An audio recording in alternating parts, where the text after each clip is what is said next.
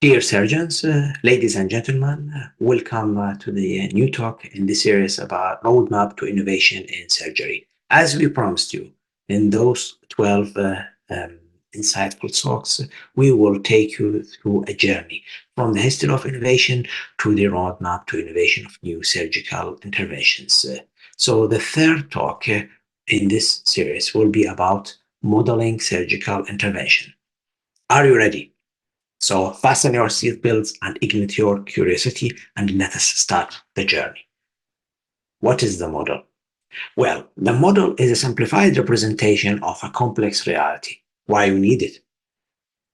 To understand and analyze what is happening.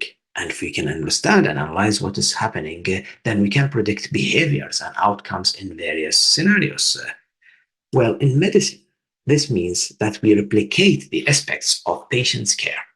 And in surgery, it will be, for example, replicating the surgical procedures, modeling the surgical procedure. This will help us to enhance the planning, enhance the decision making, and improve training.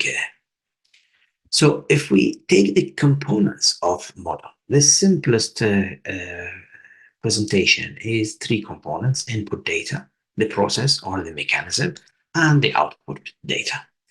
So these are the simplest components of each model. There has been attempts in the history of surgery to modeling surgical intervention. They started with the anatomists trying to draw some drawings to represent the human body, and some physiologists trying to also draw some drawings representing, for example, the blood circulations. With the advancement of science in the last 2 centuries, we get more observations and we were getting some more explainable models. With the start of the improvement of statistical packages for computer, then there was a kind of a huge amount of studies trying to model the human physiology or any other intervention. However, with the introduction of machine learning, we are getting increasingly sophisticated models that trying to represent the surgical intervention. Some examples of prediction of outcomes in surgical intervention are those predictors such as ASA, which is very famous about the physical status of the patients, Apache 2, the POSUM and POSUM 2, and the Charlson Comorbidity Index. All those models are built on trying to predict, and they are built on data that explain some aspects of patients' physiology or pathophysiology and trying to predict the behavior of the patient after surgery. But these models have limitations. So the limitations of current modeling attempts, one of them is the patient heterogeneity. Those models are focusing on some aspects of the patient's physiology, while there are many other aspects. So this will make the models questionable to be representative for the surgical intervention as a whole. Surgery is a complex intervention. It is not like 20 milligram tablets. You give one in this arm and you give placebo on the other arm, then randomize, and you have a model. Surgery is much more complex with many factors affecting the surgical outcome, as we are going to see in this presentation. Surgical research has been focused on complication rates and is one of the outcome measures. It is important, but it cannot represent all the outcomes because sometimes the patient do not have complications, but they get other things. Other things that affect the outcome. So new research trying to add patients reported outcomes, but we still miss objective outcome measures to be analyzed in addition to the complication rates and patients reported outcome measures. Then to build those models, we need also better data and more data, because the current models they are limited for the amount of the data used and the validation and external calibration. Another difficulties in those models is surgeons' performance. It is difficult to model surgeons' performance because surgeons are at different stages of their training. To add more to the limits and the complexity of those models, so we have the interdisciplinary effect. There is good evidence suggesting that the anesthesiologist and the assistants surgeon assistants play an important role in surgery, and it can affect the outcome. But how to convince the policymakers that modeling is important? The cost-effective analysis also is another limitation. To collect huge amount of data, or we will navigate through all the ethical implications. So all those limits make the current modeling of surgical intervention limited, as we are going to explain in details in this presentation. You remember from the first talk, we said that history of surgery is not only a story of surgeons and surgical techniques, but also involve the work of other specialties, physicians, anatomists, scientists, even engineers, and that discoveries in the other fields paved the way to new milestones in surgery. We said that the surgeons played a critical role in applying the cumulative knowledge. Surgeons also were good in teaming up with specialists from other fields to create surgical techniques and devices. We agreed at the end of the presentation that we need some surgeon scientists to bridge the gap between clinical practice and research. So if we got those surgeon scientists, then they must generate some good research. And we talked that the three pillars of innovation surgical research will depend on objective data. Objective data such as CT scans, blood investigations, video films, diverse data coming from different population, different groups of patients, different countries, and huge data, big data. If we have those three pillars, then we can build complex models that can be used to improve surgical outcomes. Because surgical outcome is complex, the journey for the patient from admission to discharge after surgery is a very long journey.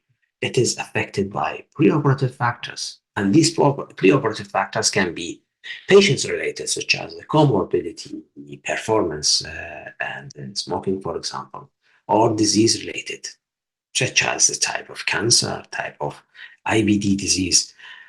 In addition to the preoperative optimization, are we doing anything there, nutrition or correction of anemia, physical exercises? When it comes to surgery, there are another set of factors affecting the outcome, such as the surgical team, the performance of the surgeon, the anesthesiologist, the operation theater, tools used, and then here's the surgeon focus is the surgery related factors such as the type of resection, the extent of resection, blood loss, type of anastomosis, etc. In addition to this, we have other factors affecting the intraoperative physiological changes. For example, surgical stress response, the role of anesthesia. All these factors affect the outcome after surgery. So we will have the factors affecting the outcome, such as the presence of complications, implementation of enhanced recovery after surgery. Are we doing this or not? Because this has a lot of effect on the outcome. And then the post-mortem monitoring. What is the level of monitoring? What is the documentation of this monitoring? You see, all these hundreds of factors affect the outcome after surgical intervention. So it is really difficult to signal out, for example, anastomosis alone, type of anastomosis, and claim that this has the dominant role about all those factors without adjusting for all those factors. And it's also very difficult to adjust for all those factors and more using the standard statistical modeling. So we need those models. And if we can build those models, then we can try to break down everything that can affect the model and then improve it by just 1%. And as it happened in the cycling already, when we climb all together, we will get significant increase in performance of the model. And when we say performance of the model, it means improvement in patients' care because patients are unique in their anatomy, physiology, and pathology. And personalized medicine has been attempted in many fields, but it is still limited in surgery.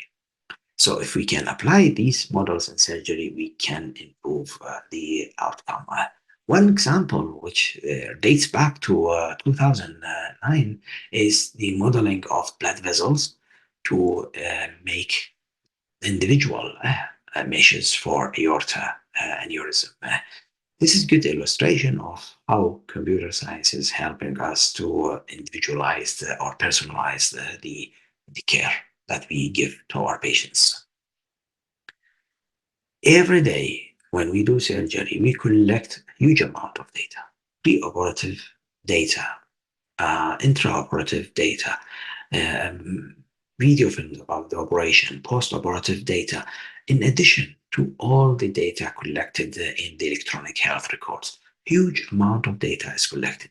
Just imagine if we combine all those factors that can affect the surgical intervention and analyze them using machine learning, then we can build a model of surgical intervention. We can then fine tune this model and improve it where it needs improvement. This model can also improve surgeons' performance. To this end, open source research collaboration is planning a study where the investigators will collect objective measurements and combine it with data from electronic health records. When we say objective measurements, so it is CT scans, video films, monitoring based on patients' daily record, blood investigations, microbial profiles. And by the way, all this is collected already. So if we combine this with the pre, intra, and post-operative factors that we illustrated some of them in the previous slides, then we will get good representation of what is input and what is the process, and then we can predict the outcome. So the question why we need all those factors? Because in machine learning, not like the standard statistical models, machine learning models, the more in factors are in the input, the more precise the model. Of course, to some limits. And the beautiful thing about this study, there will be no change to routine data collection. All this data is usually collected and not used. So why not using it? If we can do this, then we can have better understanding of the effect of pre, intra, and post-operative interventions. Just think about, for example, pre-operative optimization. We have some evidence suggesting this, but the evidence is weak. We know that it works, but we cannot prove it because it is difficult to model it because of the complexity of surgical intervention. If we have these models, well, then we can develop new objective outcome measures. As we showed in the slides about the limitation, we always, or most of the time, we depend on the outcome measures presented, the complications, and in some studies also patients reported outcomes. But having objective outcome measures, such as changes in blood investigations or something like this, it can be combined with the other outcome measures and precisely describe the model and precisely predict. If we can have those models, then maybe in the future we can build computer simulation models of surgical interventions. These models can be used for surgical trials to assess the impact of surgery on human physiology without having blood and surgery. Just before doing the surgery, we can have those trials. So all this benefits needs actually to first to get over some limitations. We need a large sample size. We need diverse data sets. We need the good computer power. And the most important thing, we need surgeon support. And this is one of the reasons why we are delivering those talks is to convince the surgeons that handwork is good, handwork is beautiful, and it is important, but we need the research to help to improve the performance because surgery is only one factor in what is happening in any surgical interventions.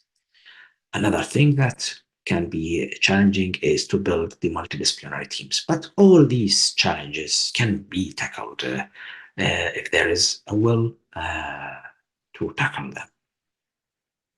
Towards this end, open source research collaboration trying to promote this idea through workshops. Those workshops, we talk about the theory of artificial intelligence, examples of implementation, and then group work to invent AI-driven solutions, and then discuss these solutions, which was prepared by the surgeons with in the presence of computer scientists. And these discussions are very important to improve the solutions and to orient the surgeons on how to use this effective, potent tool, which is named AI.